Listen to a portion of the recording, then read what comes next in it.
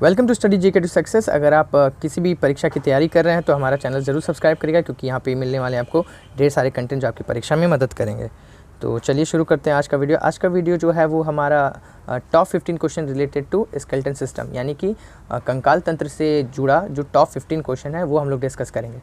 तो चलिए टाइम नहीं वेस्ट करेंगे, हम लोग क्वेश्चन नंबर 1 से शुरू करते हैं। सबसे पहला जो क्वेश्चन है वो कहता है कि एक्सियल स्केलेटन में क्या होता है। पहला ऑप्शन खोपड़ी, दूसरा वर्टिब्रल कॉलम, तीसरा रिब्स और स्टर्नम, डी उपरोक्त सभी। तो जो आंसर है वो है डी उपरोक्त सभी। ये सारी चीज़ें एक्सेल स्केलेटन में होते हैं। अगले क्वेश्चन की तरफ बढ़ते हैं। क्वेश्चन कहता है कि मानव शरीर में मौजूद सबसे पतली हड्डी का नाम बताइए। पहला ऑप्शन है आपका स्टेपिस हड्डी, दूसरा जो ऑप्शन है वो आपका है मेलियस हड्डी, जो तीसरा ऑप्शन है वो है आपका स्थूणक हड्डी, और जो चौथा ऑप्शन है डी ऑप्शन वो है फिबुला हड्डी। तो इसका आंसर जो है वो डी है, फिबुला हड्डी।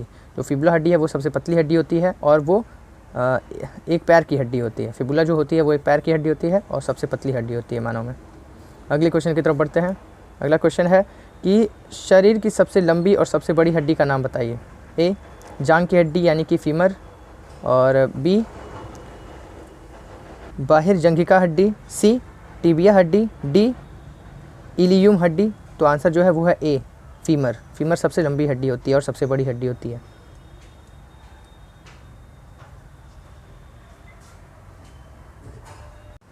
तो बढ़ते हैं हम लोग अपने अगले क्वेश्चन की तरफ।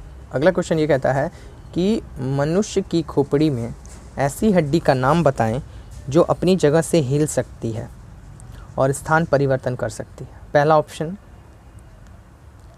इथियोमाइड बोन, दूसरा ऑप्शन मंडिबल बोन, तीसरा ऑप्शन नाक की हड्डी, और जो डी है ऑप्शन चौथा ऑप्शन वो है अश्रु की हड्डी। तो जो आंसर है वो है बी मंडिबल हड्डी। जो होता है मंडिबल बोन वो जो एकमात्र बोन होती है खोपड़ी की जो अपना स्थान परिवर्तन कर सकती है, हिल सकती है। अगला क्वेश्चन, एक दूसरे के विरोध में कार्य करने वाली मांसपेशियों का नाम बताइए। पहला ऑप्शन आपका हृदय की मांसपेशियाँ, दूसरा कंकाल की मांसपेशियाँ, तीसरा प्रतिपिंड मांसपेशी, और जो चौथा ऑप्शन है वो आपका स्टेपेडियस मांसपेशी। जो आंसर है वो आपका है सी प्रतिपिंड मांसपेशी। जो होती है वो एक दूसरे के विरोध में काम करने वाली मांसपेशी होते हैं, उसका नाम होता है प्रतिपिंड मांसपेशी। तो इसी के साथ हम लोग बढ़ते हैं अपने अगले क्वेश्चन पर। अगला क्वेश्चन है सबसे छोटी मांसपेशी का नाम बताइए। Option A gluteus maximus, option B प्रतिपिंड मांसपेशी, ऑप्शन सी स्टेपेडियस मांसपेशी, डी उपरोक्त में से कोई नहीं। जो आंसर है वो है सी स्टेपेडियस, जो सबसे छोटी मांसपेशी होती है जो हम लोग के कान में मौजूद होती है, स्टेपेडियस मांसपेशी। अगला क्वेश्चन, किस पिगमेंट के होने की वजह से कंकाल की मांसपेशियों को लाल और सफ़ेद मांसपेशियों में वर्गीकृत किया जाता है।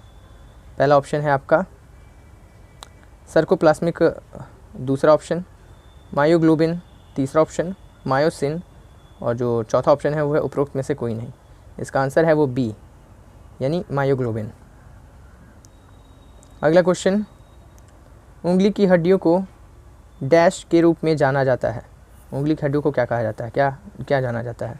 पहला ऑप्शन है जो हमाटे हड्डी, दूसरा गर्डल्स, तीसरा फंगलेस, और जो चौथा ऑप्शन है वो है आपका मेटाकार्पेल। आंसर है इसका सी यानी कि फंगलेस। आगे बढ़ते हैं अपने अगले क्वेश्चन के साथ। हमारे शरीर में कितने प्रकार के जोड़ मौजूद होते हैं। 2, 3, 4 या 5। आंसर है बी यानी कि 3 प्रकार के जोड़ मौजूद होते हैं। अगला क्वेश्चन देखते हैं कि मांसपेशियों की विद्युत गतिविधि का रिकॉर्ड डैश के रूप में जाना जाता है। ऑप्शन ये है आपका इलेक्ट्रोकार्डियोग्राम यानी ईसीजी, दूसरा इलेक्ट्रोमियोग्राम यानी ईएमजी, और जो तीसरा है वो है ए और 2 दोनों, और जो डी है उपरोक्त में से कोई नहीं। आंसर है इसका बी इलेक्ट्रोमियोग्राम, ईएमजी इसका आंसर है। ईएमजी यहाँ पे भरा जाएगा। ओके, अगला क्वेश्चन देखते हैं हम लोग। प्रारंभ में रीढ़ की कुल हड्डियों की संख्या कितनी होती है। जो पहला ऑप्शन है आपका 38, दूसरा 33, और जो तीसरा है वो है 30। और जो चौथा है वो 29। तो इसका जो आंसर है वो है 33, यानी कि option number B. Option number B 33 जो है वो ऑप्शन नंबर बी पे है, तो ऑप्शन नंबर बी सही है। अगले क्वेश्चन की तरफ बढ़ते हैं। विकसित होने पर रीढ़ की कुल हड्डियों की संख्या कितनी होती है?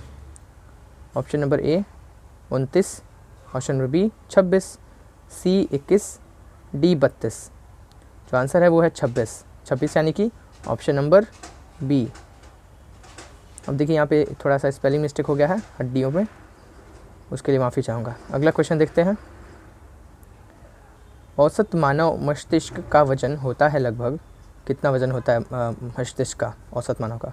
वो है ऑप्शन ए 1.64 kg, दूसरा 1.36 kg, तीसरा 1.46 kg और जो चौथा है 1.63 kg। आंसर है इसका 1.36 kg, यानी कि option number B. Option number B correct option है, ऑप्शन नंबर बी सही है, 1.36 kg।